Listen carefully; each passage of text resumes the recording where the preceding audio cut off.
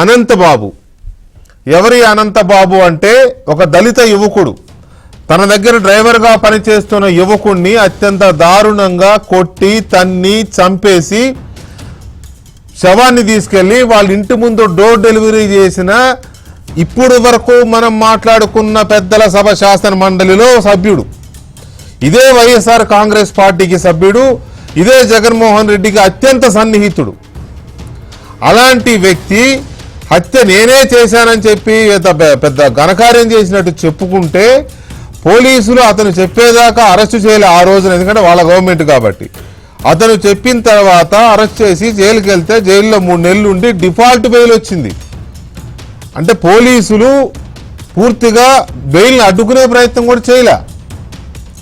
అతను బయటకు వచ్చి కౌన్సిల్కి వెళ్తూనే ఉన్నాడు, జగన్మోహన్ రెడ్డి ఇంటికి వెళ్తూనే ఉన్నాడు, పార్టీ మీటింగులు పెడుతూనే ఉన్నాడు, ఆ ఏజెన్సీలో రంపచోడవరం ఏజెన్సీలో బ్రహ్మాండంగా ఆయన చేసే బిజినెస్లన్నీ చేస్తూనే ఉన్నాడు. కుటుంబ పెద్దలు పోగొట్టుకున్న ఆ కుటుంబం అల్లాడుతూనే ఉంది. దాని మీద ఒక లాయర్ పోరాటం చేస్తున్నారు, సీనియర్ లాయర్ ఈ కుటుంబం తరఫున. ఏంటి అనంతబాబు సంగతి ఏంటి అని సుప్రీంకోర్టుకి వెళ్ళారు. చివరికి సుప్రీంకోర్టు చాలా సీరియస్ కామెంట్ చేసింది.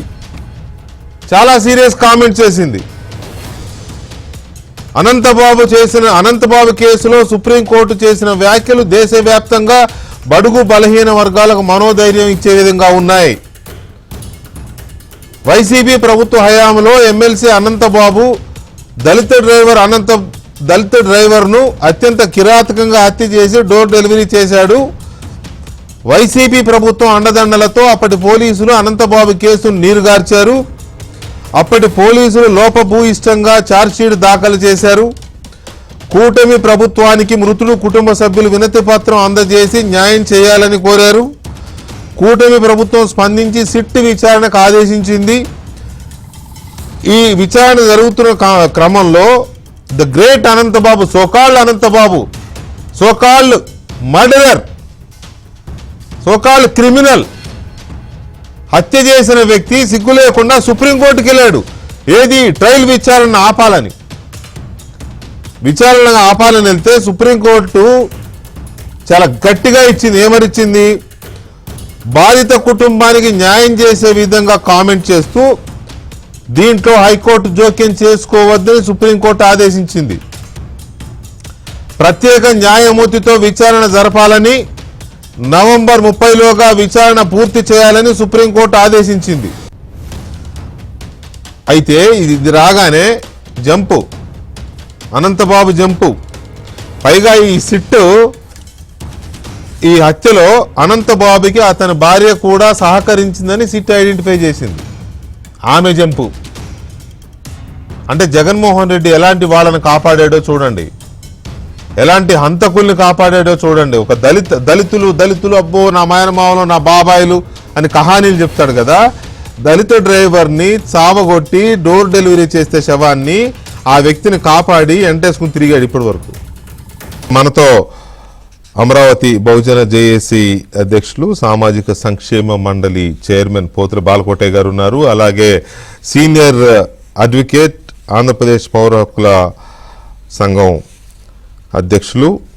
ఈ కేసు విషయంలో ఎవరైతే డ్రైవర్ సుబ్రహ్మణ్యాన్ని అనంతబాబు హత్య చేసి వదిలేస్తే ఆ కుటుంబం తరపున కేసు వేసి పోరాడుతున్న ముప్పాళ్ళ సుబ్బారావు గారు కూడా మనతో చర్చలో పాల్గొంటున్నారు. వెరీ క్విక్ రియాక్షన్ సుబ్బారావు గారు, సమయం తక్కువ ఉంది కాబట్టి.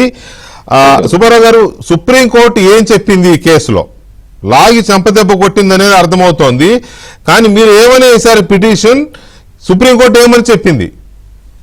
ఇక్కడ ఒకటండి, ఆల్రెడీ దిగువ స్థాయి కోర్టులో డిఫాల్ట్ బెయిల్ కోసం పోలీసులను మేనేజ్ చేసి 10 సంవత్సరాలు పైబడిన కేసుల్లో 90 రోజుల్లో ఛార్జ్షీట్ దాఖలు చేయాలి.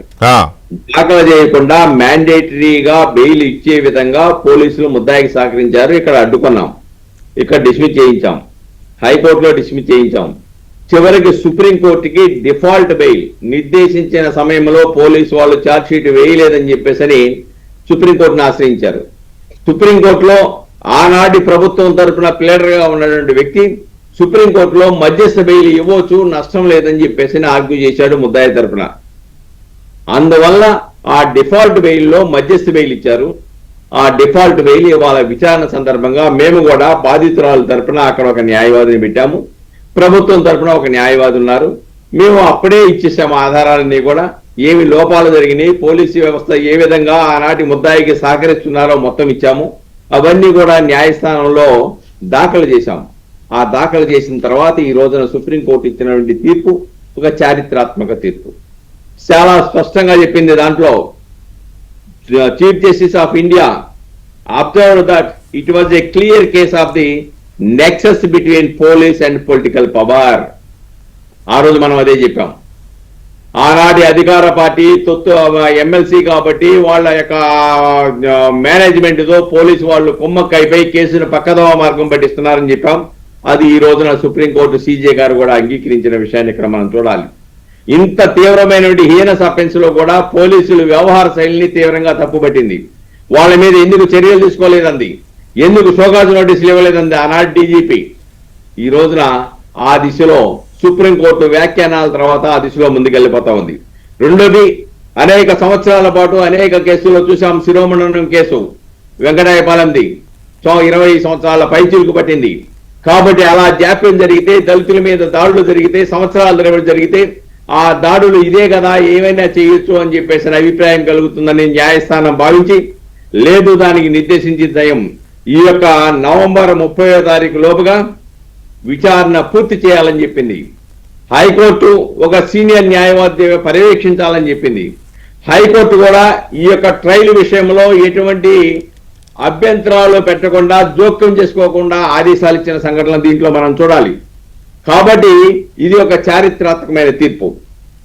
ఇది దళితుల యొక్క మనోభావాలని లేకుంటే వాళ్ళ ధైర్యాన్ని రూపొందించడానికి ఇచ్చిన తీర్పుగా దీన్ని మనం భావించాలి. డెఫినెట్ గా ఈ ప్రభుత్వం వచ్చిన తర్వాత సిట్ ఏర్పడింది. బాధితుడి యొక్క తల్లి రాష్ట్ర ముఖ్యమంత్రి గారికి, డీజీపీ గారికి ఉన్న లోపాలను చెప్పింది. పోలీసులు ఎలా కుమ్మక్కయ్యారో చెప్పింది. దాని మీద సిట్ వేశారు. కోర్టు పర్మిషన్ తీసుకున్న తర్వాత విచారణ జరిపారు. విచారణలో వాళ్ళ భార్య కూడా ముద్దాయిగా వచ్చింది.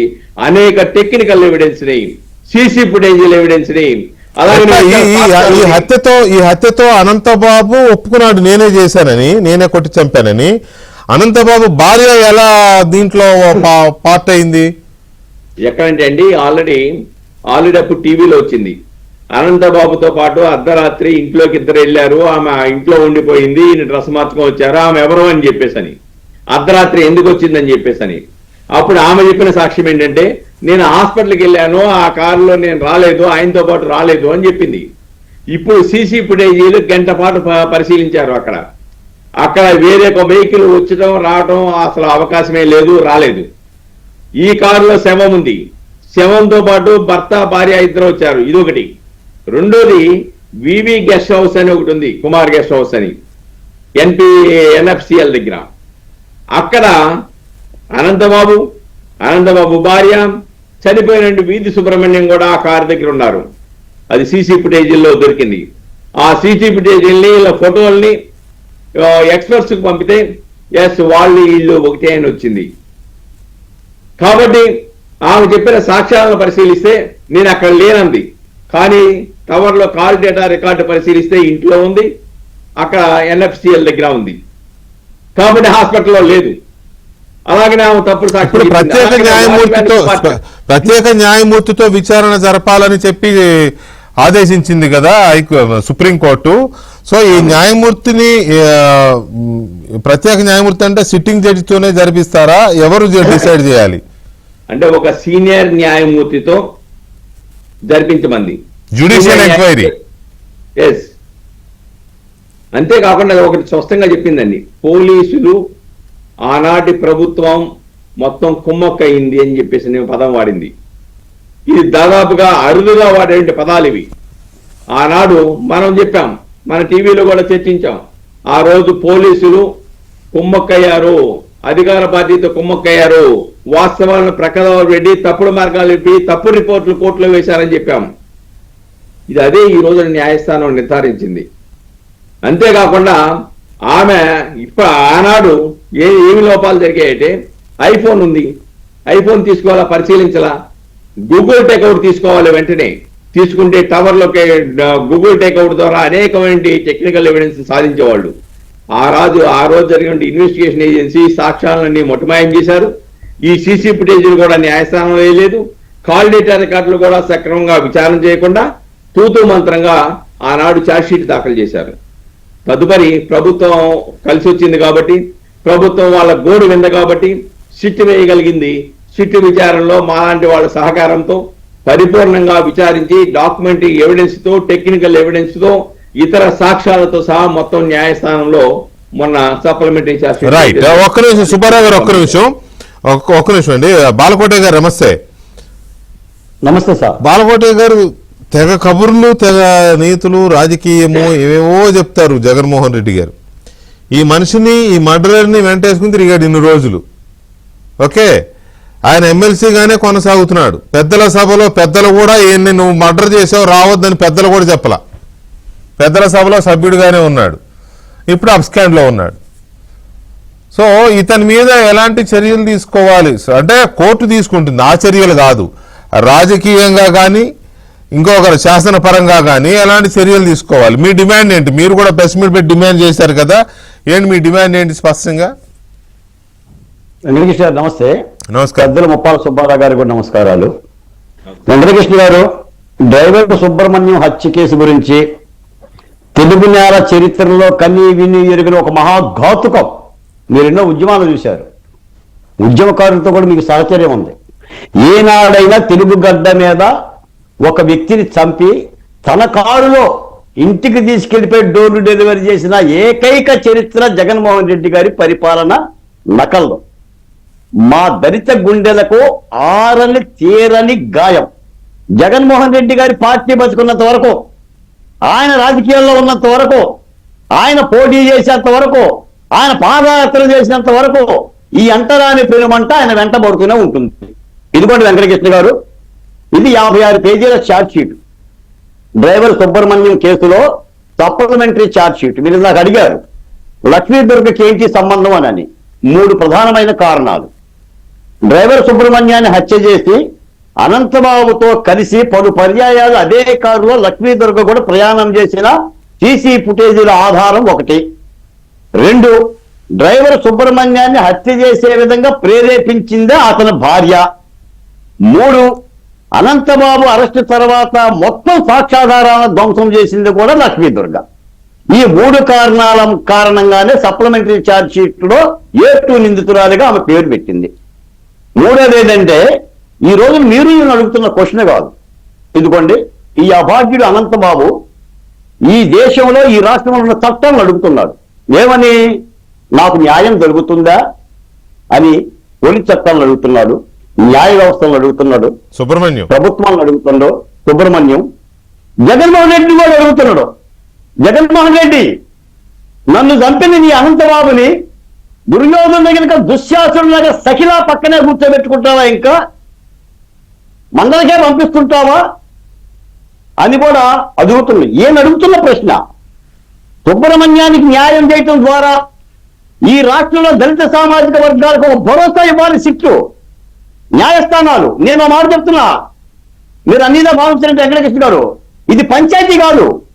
మీరేం చేశారు, వాళ్ళేం చేశారు, వీళ్ళే విచారించారు, వాళ్ళే విచారించారు, పంచాయతీ కాదు ఇది. ఇది ప్రజాస్వామ్యంలో జరిగిన తరాలుగా జరుగుతున్న ఘాతుకానికి పరాకాష్ట. జగన్మోహన్ రెడ్డి గారి కిరాతకమైన ప్రేరేపిత హత్య. లేకపోతే గజమాలు ఎందుకు మీద వేస్తారండి? ఇలాంటి ఎమ్మెల్సీ ఇంకొక మాట కూడా సుబ్బారావు గారు చెప్పారండి.